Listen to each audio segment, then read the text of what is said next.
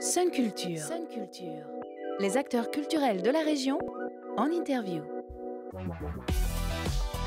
Bonjour à toutes, bonjour à tous, je suis très heureuse de vous retrouver comme tous les vendredis entre 12h30 et 12h40 sur Sun Culture, votre rendez-vous culturel de la semaine. Et aujourd'hui on va parler littérature avec Catherine Blondeau, directrice du Grand T à Nantes, mais également auteure du livre Blanche aux éditions Mémoire d'Encrier. Bonjour Catherine. Bonjour Yona. Votre dernier roman, Blanche, est sorti le 4 mars dernier. Alors déjà, je tiens à dire que je suis très admirative de votre parcours qu'on retrouve tout au long de votre livre, donc qui est autobiographique. Si vous deviez en faire un résumé en quelques mots, qu'est-ce que vous diriez ? Je dirais que c'est l'histoire d'une femme qui prend conscience à l'âge de 35 ans que d'autres la voient comme une femme blanche et qu'elle ne s'était jamais posé cette question et que ça l'interroge, ça la bouleverse parce qu'elle a appris que il n'y a pas de race, mais il n'y a que des êtres humains. Et donc, c'est l'histoire de cette femme. Alors, il se trouve que c'est moi, c'est vrai.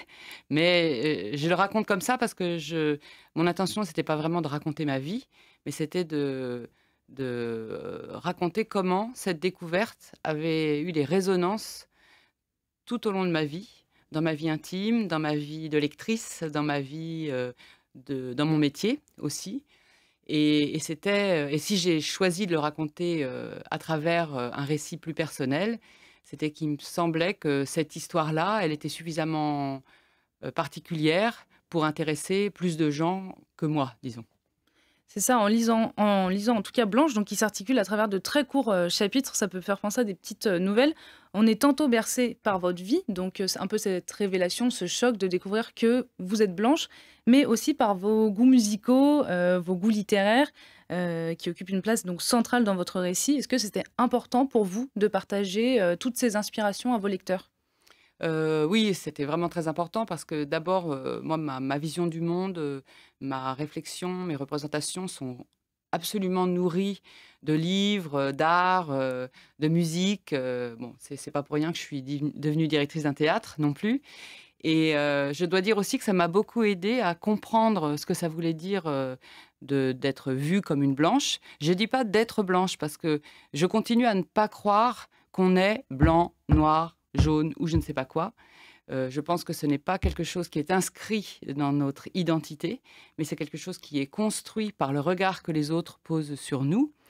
Et moi, ce qui m'est arrivé, c'est que j'ai eu la chance, un peu par hasard, de vivre en Afrique du Sud pendant 4 ans parce que j'ai occupé un poste d'attaché culturel là-bas. Et je me suis donc trouvée dans cette situation d'être regardée par les autres comme une blanche, de la même manière que nous, en Europe, on regarde les gens qui passent et qui ont la peau brune comme des noirs. Mais est-ce qu'on s'est demandé ce que ça voulait dire ? Est-ce qu'on s'est demandé si ça avait du sens pour quelqu'un qui est né en France, dont les parents ont peut-être vécu en Afrique il y a 3 générations ? Est-ce que ça veut encore dire quelque chose ou pas ? Et je me suis retrouvée dans cette situation.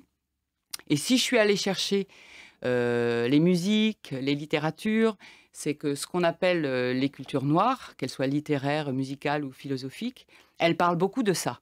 Parce que les musiciens noirs, les auteurs noirs, ils ont été en but à la ségrégation, au racisme, à des humiliations historiques. Et donc, ils se débattent quotidiennement avec ce regard qu'on a porté sur eux, cette étiquette qu'on a mise sur eux. Et le fait que moi, à un moment donné, on m'ait posé aussi une étiquette sur la couleur de ma peau, j'ai cherché à comprendre ça en miroir à travers tout ce qu'avaient déjà écrit les penseurs noirs, les musiciens noirs, les artistes noirs sur ce sujet. C'est ça, c'était une vraie réflexion. Et vous l'avez dit, donc vous avez vécu en Afrique du Sud. Et il y a un moment, notamment, en tout cas, ce que j'ai ressenti qui a été très important, c'est donc à Johannesburg, ça occupe une place essentielle dans votre récit, parce que c'est en partie là-bas que vous avez réellement compris que vous étiez blanche. Et je vous cite, vous disiez que peu importe ce que vous faisiez, votre peau blanche vous colle à la peau. C'est vraiment à ce moment-là que vous avez pris conscience que votre couleur de peau était blanche, alors que finalement, vous ne vous sentiez pas blanche à l'intérieur. Pas du tout. Puis j'avais grandi dans un milieu modeste en Normandie où j'étais assez peu exposée à une société multiculturelle, on peut dire. Donc je me sentais normale. Mais en fait, dans le monde global, la normalité, ça n'existe pas. On vient de quelque part, on a avec soi une histoire, on est né dans une certaine culture, éduqué d'une certaine manière. Et c'est vrai qu'à Johannesburg, bon, qui est un pays très multiculturel, mais très marqué par l'apartheid, les gens se désignent les uns des autres par leur couleur de peau. On est noir, blanc, indien, mais ce n'est pas vraiment la couleur de peau, en fait. Ce sont des catégories politiques qui ont été imposées par le régime sous l'apartheid pour finalement définir des catégories de gens plus ou moins privilégiés et souvent beaucoup moins privilégiés. Et donc, être blanc en Afrique du Sud, ce que j'ai compris, et quand je dis ma peau blanche me colle à la peau, c'est-à-dire que quand j'ouvre la bouche dans une réunion, c'est pas Catherine Blondeau qui parle, c'est pas un être humain qui parle. Pour les gens qui sont autour de la table, c'est une femme blanche. Et c'est vrai que dans un pays comme celui-là, on est confronté en permanence à des personnes qui ont des parcours historiques différents et des couleurs de peau qui finalement sont la trace de ces parcours historiques. Et dans un pays où la ségrégation a été la loi, où le racisme a été un racisme d'État, puisque là c'était vraiment le cas, on avait le droit de faire des choses si on était blanc et le droit de faire des choses si on était noir, pas les mêmes. Évidemment qu'on prend conscience tout à coup, comme si c'était un microcosme du monde global, en fait, que la position de personnes blanches, c'est souvent, par rapport à tous les autres, une position de personne dominante. Et même si on est né, comme c'était mon cas, dans un milieu modeste, ouvrier, avec un grand-père illettré, et ça ne change rien, en fait. C'est-à-dire que moi, j'avais grandi dans l'idée que ce qui structurait la société, c'était les rapports de classe.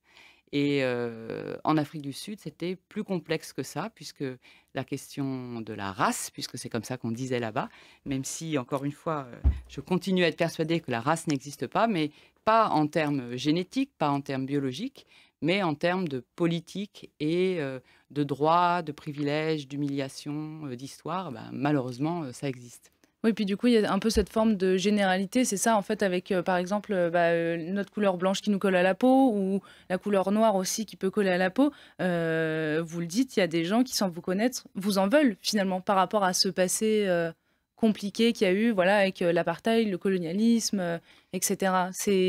Vous vous êtes pris un petit peu, pas directement, mais la colère... La colère. Oui, puis la colère, on la sent aussi quand on lit, justement, moi qui suis une grande lectrice, quand on lit Césaire, mais quand on lit aussi aujourd'hui des auteurs vivants, par exemple aux États-Unis, comme Tal Nechikos. Bon, et la grande affaire George Floyd a remis en lumière toutes ces questions aux États-Unis. Chez nous, Adama Traoré est aussi tête de file d'un mouvement qui lutte pour la reconnaissance des droits des personnes noires et leur traitement équitable dans la société française, par exemple. Mais c'est vrai que cette façon de penser n'est pas définitive, parce que ce que j'ai voulu aussi montrer, et c'est pour ça que je fais beaucoup appel aux musiques et aux littératures, et au cinéma et tout ça, c'est qu'aujourd'hui, quand on vit dans une société comme la France, on est très exposé, en fait. Beaucoup de gens écoutent du rap, de la soul... Et finalement, est-ce qu'on est toujours blanc quand on est immergé dans ces cultures-là? Quand on a lu plus d'auteurs africains et caribéens que d'auteurs classiques anglais ou allemands, par exemple? Ou est-ce qu'on est toujours entièrement blanc ou pas? Est-ce qu'on peut se permettre de dire qu'on n'est pas complètement blanc?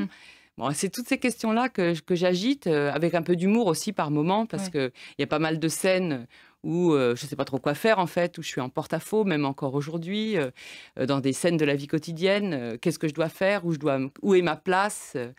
Et bon, ce que je voulais surtout pas aussi, c'est donner l'impression que je me plaignais de ça, ou que j'étais une victime à mon tour de ces regards qui catégorisent, parce que je pense que c'est pas du tout la même chose d'être porteur de toute d'être, comment dire, pas porteur, mais d'être le résultat de l'Occident, si on peut dire, et puis de naître au Sénégal ou en Afrique du Sud, c'est pas du tout la même chose.